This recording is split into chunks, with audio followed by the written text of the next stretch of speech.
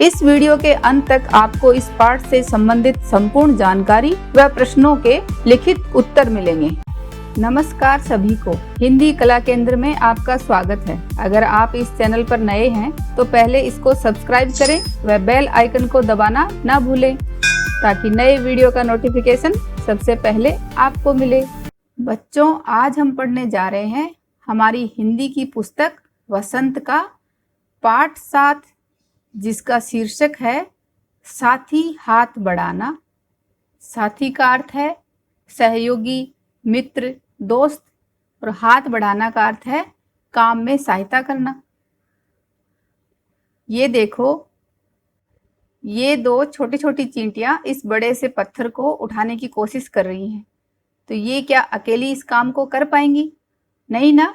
और अगर इसी काम को करने के लिए इनके बहुत सारे दोस्त आ जाएं तो इसी काम को बहुत आसानी से किया जा सकता है। ये देखो, कुछ इसी तरह एक अकेली चींटी को यहाँ तक पहुंचना कितना मुश्किल काम था, लेकिन जब सब ने मिलकर इस काम को पूरा कर लिया। इसी तरह इस भारी भरकम सामान को एक अकेले इंसान के द्वारा उठाना कितना मुश्किल था, लेकिन सब ने मिलकर इस असंभव काम को कर दिखाया। तो बच्चों, इसी तरह अगर मिलजुल कर कोई काम किया जाए तो वो काम बहुत आसानी से कर सकते हैं। एकता में बल होता है। कुछ ऐसे ही भावों से ओतप्रोत आज का ये पाठ है, जो कि एक गीत है जिसको लिखा है साहिर लुधियानवी ने। साहिर लुधियानवी प्रसिद्ध शायर तथा गीतकार थे। उनका जन्म लुधियाना में हुआ था और लाहौर तथा बम्बई 1949 के बाद इनकी कर्म भूमि रही। उनका असली नाम अब्दुल हई साहिर है। हिंदी फिल्मों के लिए लिखे उनके गानों में भी उनका व्यक्तित्व झलकता है। ये गीत जो अभी हम पढ़ने जा रहे हैं, फिल्म नया दौर में फिल्माया गया है।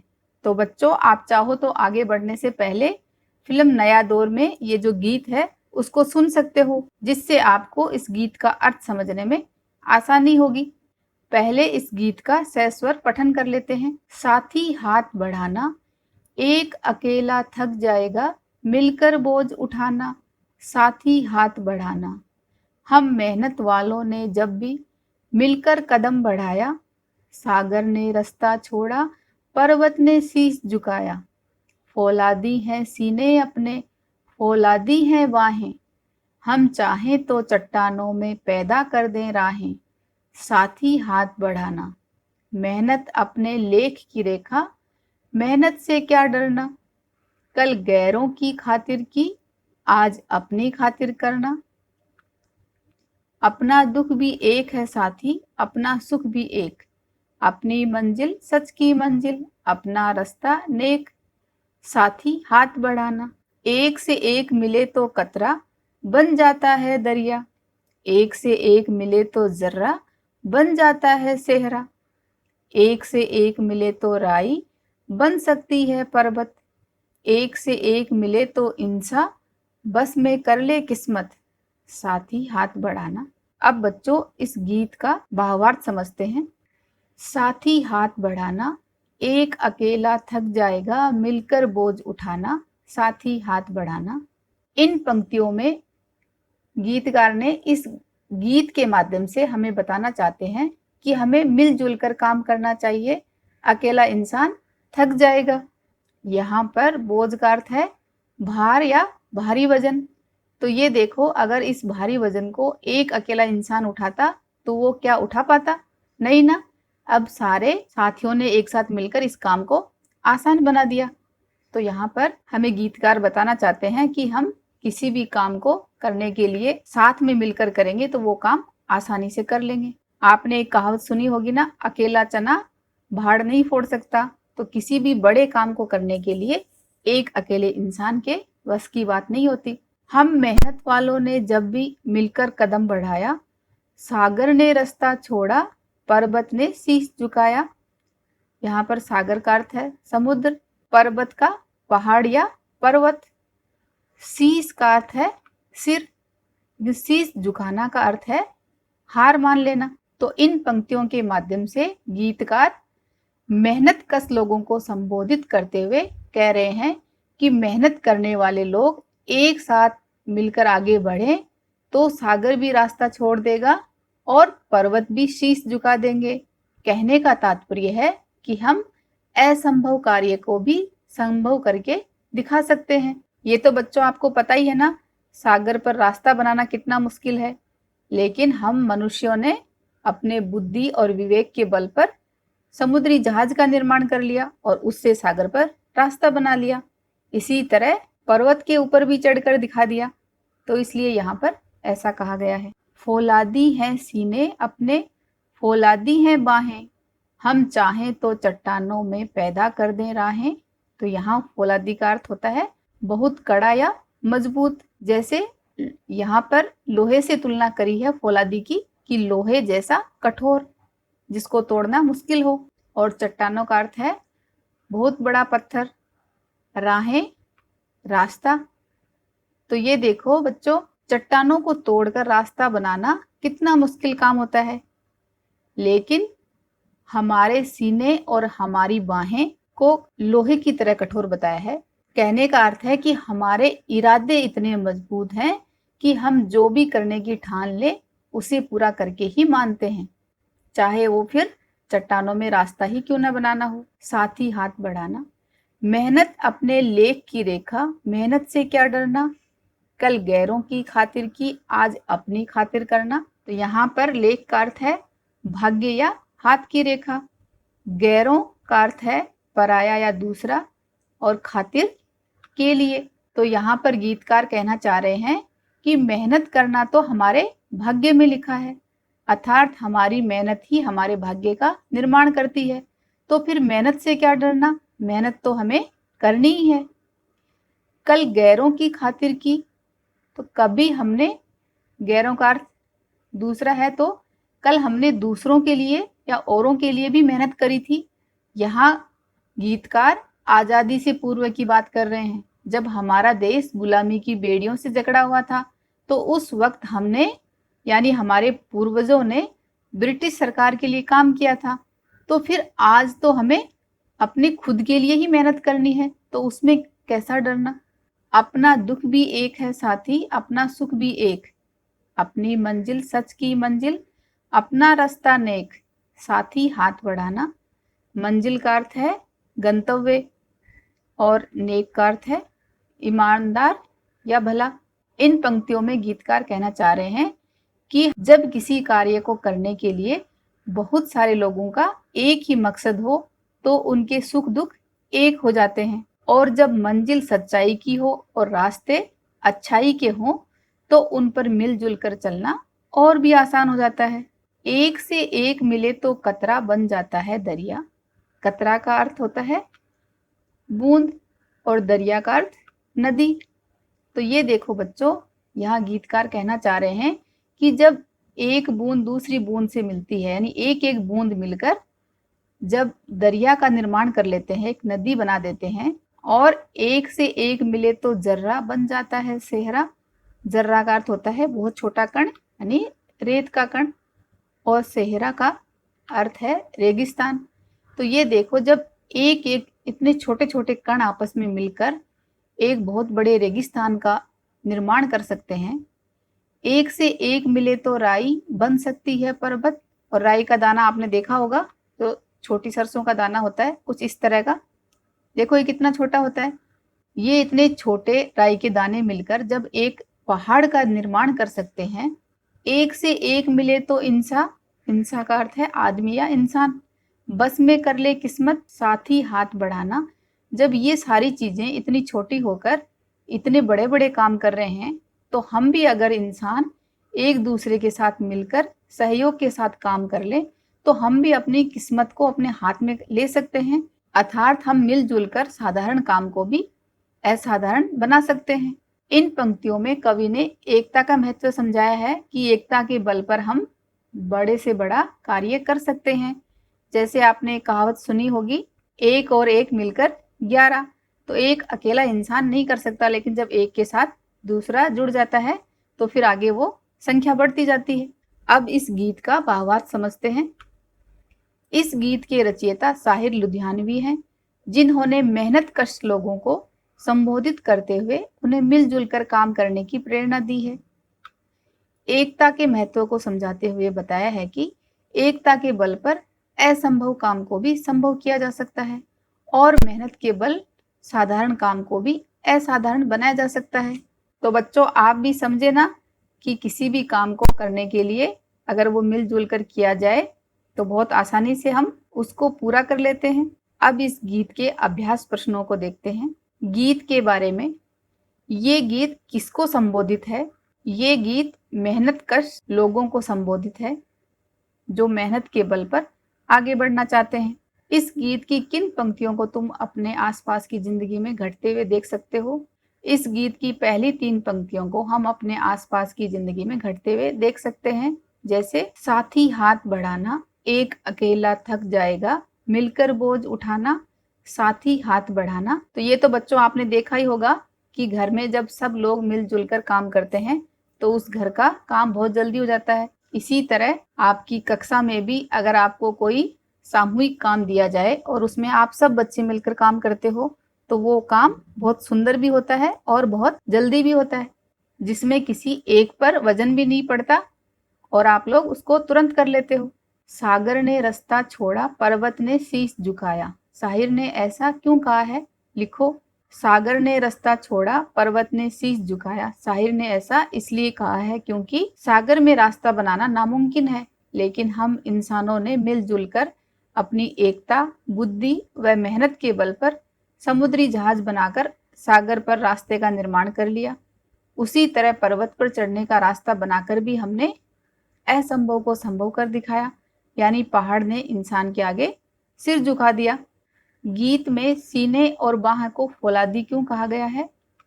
गीत में सीने और बाह को फौलादी इसलिए कहा गया है क्योंकि जब हम अपने मजबूत इरादों के साथ जो भी करने की ठान लेते हैं तो उसे पूरा करके ही दम लेते हैं। हर काम को मेहनत के साथ करते हुए आगे बढ़ते हैं, जो हमारी बाहों की ताकत बताता है। यहाँ सीने और बाहों की तुलना फौलाद अर्थात लोहे जैसी मजबूती से की गई है। गीत से आगे, अपने आसपास तुम किसे साथी मानते हो और क्यों? इनसे मिलते जुलते 10 शब्द अपने शब्द भंडार में जोड़ो। हम अपने आसपास परिवारजन, रिश्तेदार, मित्र, पड़ोसी आदि को साथी मानते हैं। क्यों मानते हैं? क्योंकि जरूरत पड़ने पर हम एक दूसरे के साथ मिलजुल कर भारी या मुश्किल लगने वाला काम भी कर लेते हैं। इनसे मिलते जुलते 10 शब्द अपने शब्द भंडार में जोड़ो। तो जैसे सहपाठी, सहयात्री, सहकर्मी, दोस्त, मित्र, हमसफर, इस तरह के और शब्द आप जोड़ो और मुझे कमेंट बॉक्स में बताओ। अपना दुख भी एक है साथी, अपना सुख भी एक। कक्षा, मोहल्ले और गांव के किस किस तरह के साथियों के बीच तुम इस वाक्य की सच्चाई को महसूस कर पाते हो और कैसे? कक्षा में दुख और सुख एक कुछ इस प्रकार हो सकते हैं, जैसे दुख कैसे होगा? गर्मी में अगर कक्षा में बिजली गुल हो जाए तो सब बच्चों के लिए ये दुख की बात हो जाएगी, और अगर स्कूल पिकनिक के दौरान सब बच्चों के लिए ये सुख की बात हो जाएगी। इसी तरह मोहल्ले में दुख और सुख एक कुछ इस प्रकार हो सकते हैं, जैसे अगर मोहल्ले के पास कोई गंदे नाले की दुर्गंध आती हो तो वो सबके बराबर आएगी, तो सबके लिए ये दुख की बात होगी। और सुख, और अगर मोहल्ले में कोई सार्वजनिक सुविधा जैसे स्कूल, हॉस्पिटल या पार्क का बनना हो तो ये सबके लिए खुशी की बात, सुख की बात हो जाएगी। गांव में दुख और सुख एक कुछ इस प्रकार हो सकते हैं, जैसे अगर गांव में अकाल पड़ जाए तो सबके लिए दुख की बात हो जाएगी, और अगर सुहाना मौसम हो तो सबके लिए सुख हो जाएगा। इस गीत को तुम किस माहौल में गुनगुना सकते हो? जो अभी हमने गीत पढ़ा उसको, तो इस गीत को हम साथियों के साथ भारी सामान उठाते समय, मेहनत भरा कोई काम जिसको करने में बहुत सारे लोगों का सहयोग चाहिए उस समय, या फिर जब स्कूल में किसी उत्सव की तैयारी के समय गुनगुना सकते हैं, जब सारे मिलकर काम कर रहे हो। एक अकेला थक जाएगा, मिलकर बोझ उठाना। तुम अपने घर में इस बात का ध्यान कैसे रख सकते हो?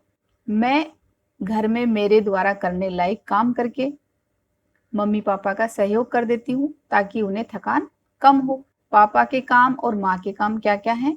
पापा के काम जैसे घर के बाहर से सामान लेकर आना, किसी भारी सामान जैसे गैस सिलेंडर आदि को खिसकाना। माँ के काम खाना पकाना, घर को संवारना आदि। क्या वे एक दूसरे का हाथ बटाते हैं? हाँ, वे एक दूसरे का हाथ बटाते हैं। यदि तुमने नया दौर फिल्म देखी है तो बताओ कि ये गीत फिल्म में कहानी के किस मोड़ पर आता है? फिल्म देखो और बताओ। तो आप ये फिल्म देखो और फिर मुझे कमेंट बॉक्स में जरूर बताना। भाषा की बात। अकेला चना भाड़ नहीं फोड़ सकता, एक और एक मिलकर 11 होते हैं। ऊपर लिखी कहावतों का अर्थ गीत की किन पंक्तियों से मिलता जुलता है? कहावत है अकेला चना भाड़ नहीं फोड़ सकता, तो ये गीत की इन पंक्तियों में मिलता है। एक अकेला थक जाएगा मिलकर बोझ उठाना। एक और एक मिलकर 11 होते हैं, तो इसका अर्थ इनमें निकलता है। एक से एक मिले तो कतरा बन जाता है दरिया, एक से एक मिले तो जर्रा बन जाता है सहरा, एक से एक मिले तो राई बन सकती है पर्वत। इन दोनों कहावतों का अर्थ कोष्ठ में देखकर समझो और वाक्य के संदर्भ में उनका प्रयोग करो। ये दोनों जो कहावत हैं, इनके अर्थ को समझना है और इनका वाक्यों में प्रयोग करना है। अकेला चना भाड़ नहीं फोड़ सकता, जिसका अर्थ अकेला व्यक्ति अपने दम पर किसी बड़े काम को अंजाम नहीं दे सकता। केवल डॉक्टरों के भरोसे काम नहीं चलेगा। कोविड महामारी के इस दौर में हम सबको एकजुट होकर काम करना पड़ेगा। वैसे भी अकेला चना भाड़ नहीं फोड़ सकता। एक और एक मिलकर 11 होते हैं। एकजुटता में ही शक्ति होती है, ये इसका अर्थ निकलता है। और वाक्य में प्रयोग। निखिल अकेले ने व्यवसाय शुरू किया था, पर नितिन का उसके साथ आना बहुत ही फायदेमंद रहा। ये तो ऐसे हो गया जैसे एक और एक मिलकर 11। नीचे हाथ से संबंधित कुछ मुहावरे दिए हैं, इनके अर्थ समझो और प्रत्येक मुहावरे से वाक्य बनाओ। हाथ को हाथ न सूझना, हाथ साफ करना, हाथ पैर फूलना, हाथों हाथ लेना, हाथ लगना। तो पहले इनके अर्थ समझते हैं, फिर इनके वाक्यों में प्रयोग करेंगे। हाथ को हाथ न सूझना, जिसका अर्थ है बहुत अंधेरा होना। सिनेमा घर में घुसते ही सीढ़ी से टकरा गया क्योंकि वहां हाथ को हाथ में सूझ रहा था। ये बच्चों मैं आपको यहाँ समझाने के लिए ऐसा बता रही हूँ, जरूरी नहीं है आपको वाक्य में प्रयोग यही करना है। इस बात को समझकर आप अपने हिसाब से करना। हाथ साफ करना, चोरी करना। बस में इतनी भीड़ थी, पता ही नहीं चला कि सुमित के मोबाइल पर किसी ने कब हाथ साफ कर दिया। हाथ पैर फूलना, डर से घबरा जाना। दफ्तर के सहकर्मी के कोरोना संक्रमित होते ही हम सबके हाथ पैर फूल गए। हाथों हाथ लेना, जल्दी से करना। दुकान पर अच्छी छूट देखकर मैंने हाथों हाथ बहुत सारा सामान ले लिया। हाथ लगना, अचानक मिल जाना। पुरानी कमीज की जेब में हाथ डालते ही मेरे हाथ एक पुराना 500 का नोट लग गया। बात करने को, बात करते समय हाथ हमारी बात को प्रभावशाली ढंग से दूसरे तक पहुंचाते हैं। क्यों पूछते हाथ, दुआ मांगते हाथ, मना करते हाथ, समझाते हाथ, बुलाते हाथ, आरोप लगाते हाथ, चेतावनी देते हाथ, नारा लगाते हाथ, सलाम करते हाथ। इनका प्रयोग हम कब कब करते हैं, लिखिए। सलाम करते हाथों का प्रयोग किसी के आदर सूचक के लिए हम करते हैं। दुआ मांगते हाथ, जब हमें किसी के लिए कुछ अच्छा मांगना हो तो अपने हाथों को फैलाकर दुआ मांगते हैं, या हमें भगवान से कुछ अच्छा मांगना हो, या हमें भगवान से कुछ आशीर्वाद लेना हो। नारा लगाते हाथ, ये किसी के विरोध में भी हम हाथ को ऊपर करके लगाते हैं या किसी के पक्ष में भी लगाते हैं। इसी तरह क्यों पूछते हाथ का प्रयोग हम किसी से सवाल पूछते समय करते हैं। मना करते हाथ, किसी बात के लिए अपनी असहमति जताते समय। बुलाते हाथ, किसी को अपनी तरफ बुलाने के लिए किया गया हाथों का प्रयोग। आरोप लगाते हाथ, किसी पर दोष लगाते समय हाथ की उंगली से इशारा करते हुए बात करना। जोश दिखाते हाथ, जोश दिखाने के लिए दोनों हाथों की बाजुओं से इशारा करना। समझाते हाथ, हाथ के संकेत से किसी बात को समझाना। चेतावनी देते हाथ, किसी काम के परिणाम के बारे में डराते समय हाथ, जैसे हम कहते हैं वहां नहीं जाना, वहां खतरा है। नीचे दिए गए शब्दों में हाथ शब्द छिपा है। इन शब्दों को पढ़कर समझो और बताओ कि हाथों का इनमें क्या काम है। जैसे हथकड़ी, ये हाथ की कलाई पर पहनाई जाती है। हथगोला, गोले को हाथ से फेंका जाता है।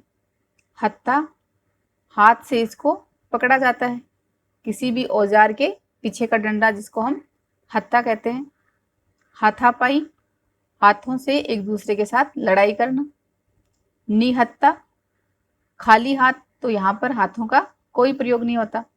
हथकंडा, हथकंडे का अर्थ है तरकीब, तो ये तो दिमाग से लगाई जाती है, यहाँ भी हाथों का कोई प्रयोग नहीं होता। हथियार, इसे चलाने के लिए हाथों का प्रयोग किया जाता है। हथकरघा, इसे हाथ से चलाया जाता है। इस गीत के जिन शब्दों में नुक्ता लगा है उन्हें छांट कर लिखो। जो शब्द तुम्हारे लिए कुछ नए हैं उनका वाक्यों में प्रयोग करो। तो एक बार बच्चों इस गीत को फिर से पढ़ो, फिर देखो कि कौन से शब्दों में नुक्ता लगा हुआ है। नुक्ता तो आप जानते हो ना, ये देखो इस तरह का। तो इस गीत में एक शब्द आया था फौलादी, हमारे फौलादी सैनिकों की वजह से देश सुरक्षित है। एक शब्द आया था मंजिल, मेहनत करने वालों के लिए कोई मंजिल मुश्किल नहीं है। जर्रा, अपने दुश्मन को देखते ही अनिल के शरीर के जर्रे जर्रे में प्रतिशोध की आग जल उठी। कल गैरों की खातिर की, आज अपनी खातिर करना। इस वाक्य को हम देखें तो साहिर लुधियानवी इसमें यह कहना चाह रहे हैं कि तुमने कल गैरों की खातिर मेहनत की, आज अपनी खातिर करना। इस वाक्य में तुम करता है जो गीत की पंक्ति में छंद बनाए रखने के लिए हटा दिया गया है। उपयुक्त पंक्ति में रेखांकित शब्द अपनी का प्रयोग कर्ता तुम के लिए कर रहा है। यहाँ पर अपनी का अर्थ हमारे लिए निकल रहा है ना, तो तुम के लिए हो रहा है, इसलिए ये सर्वनाम है।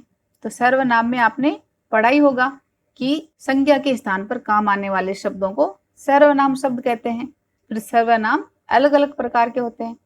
ऐसे सर्वनाम जो अपने आप के बारे में बताएं निजवाचक सर्वनाम कहलाते हैं। निज का अर्थ अपना होता है, तो निजवाचक सर्वनाम के 3 प्रकार होते हैं जो नीचे दिए गए वाक्यों में रेखांकित हैं। जैसे मैं अपने आप या आप घर चली जाऊंगी, तो यहाँ पर आप किसके लिए आया है, मैं के लिए, तो ये निजवाचक सर्वनाम। बब्बन अपना काम खुद करता है, तो अपना किसके लिए है, बब्बन के लिए। सुधा ने अपने लिए कुछ नहीं खरीदा, तो ये सब बातें अपने लिए हो रही हैं, तो यहाँ पर निजवाचक सर्वनाम कहलाएगा। अब तुम भी निजवाचक सर्वनाम के निम्नलिखित रूपों का वाक्यों में प्रयोग करो। जैसे अपने को, मुझे अपने को कोरोना से बचाना है। अपने से, कनिका को अपनों से बड़ों की बात माननी चाहिए, तो यहाँ अपने से किसके लिए है, कनिका के लिए। यहाँ पर अपने को, मुझे, तो ये जो भी बातें हो रही हैं वो कर्ता के लिए हो रही हैं। अपना, हर्ष ने अपना सामान स्वयं उठाया। अपने पर, सचिन को अपने पर भरोसा है। अपने लिए, मुझे अपने लिए कार चाहिए। आपस में, सुनील ने ठान लिया कि वो आपस में मिलकर ही काम करेंगे। पहले बच्चों इस बात को समझो और फिर वाक्य में प्रयोग अपने हिसाब से करो। इस गीत को एक बार फिर से पढ़ें व समझें। क्या आपने कभी किसी काम में अपने साथियों का सहयोग मांगा है? अपना किस्सा दोस्तों को बताओ। इतनी मशीनें बनने के बाद भी ऐसे कौन से काम हैं जिन्हें करने के लिए इंसानों को एक दूसरे की जरूरत होती है? सूची बनाएं। सुझावों व सुधारों के लिए कमेंट बॉक्स में लिखें। अगर हमारे वीडियो बन ही रहे हैं आपके फेवरेट, तो फिर क्यों ना करें इनको लाइक, सब्सक्राइब और रिकमेंड। हमें और बेहतर बनाने के लिए आप कर सकते हैं कमेंट। धन्यवाद।